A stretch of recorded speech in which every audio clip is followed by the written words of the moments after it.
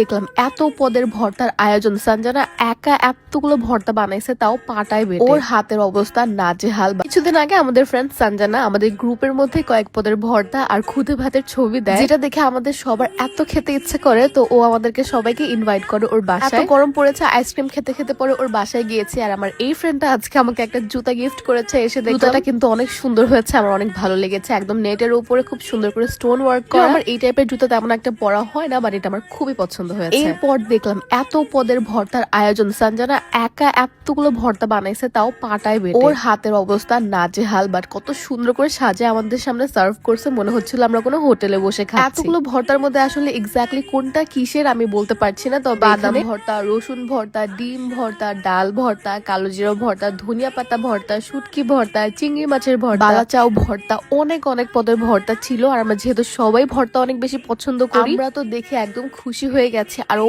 এত পরিমাণে বানিয়েছে, যতটুকু আমাদের সামনে সার্ভ করেছে তারও আরো অনেক বেশি রয়ে গিয়েছে। ও পোলাও চালের খুদে ভাত রান্না করেছে একদমই সাদা মাটা ভাবে, কারণ ভর্তাগুলো মাশাআল্লাহ অনেক ঝাল ঝাল। প্রথমে আমি একটা একটা করে ভর্তা নেওয়া শুরু করেছি, আর আমরা এরপর নন স্টপ ভর্তা নিয়েছি। প্রত্যেকটা ভর্তা এত মজার হয়েছে, আমরা ওকে বলছিলাম যে তুই অনলাইনে নিতে পারিস, এত মজা করে হচ্ছে ও ভর্তা বানায়। বিশেষ করে আমার কাছে চিংড়ি ভর্তাটা আর শুটকি ভর্তাটা সব থেকে বেশি মজার লেগেছে। এটা হচ্ছে ডাল ভর্তা। আমি না আগে কালো জিরা ভর্তাটা খেতাম না, তবে এখন ইদানিং আমার খুব খাওয়া হয়। আম্মু বলতো ছোটবেলায় কেউ কালো জিরা ভর্তা খেতে পারে না বা খেতে চায় না, বড় হলে সবারই ভালো লাগে। তবে অনেকে কালো জিরা গুঁড়া করে ভর্তা বানায়, ওইটা আমি একদমই পছন্দ করি না। বলতে পারো এখানে কয় পদের ভর্তা আছে, আমি একটা একটা করে সবগুলো ট্রাই করছি, তবুও যেন শেষ হচ্ছে না। এটা মনে হয় চাপা শুটকি ভর্তা, আর আমার চাপা শুটকি ভর্তা সব থেকে বেশি প্রিয়। যে কোনো শুটকির থেকে চাপা শুটকি ভর্তাটাই সব থেকে ভালো লাগে। এরপর মরিচ ভর্তা, তারপর হচ্ছে সব ভর্তা একটু একটু করে নিয়ে আমি সবকিছু মেখে একটা বাইট নিব। আমার এরকম সব রকমের ভর্তা একসাথে মিক্স করে খেতে খুবই ভালো লাগে। ব্লগটা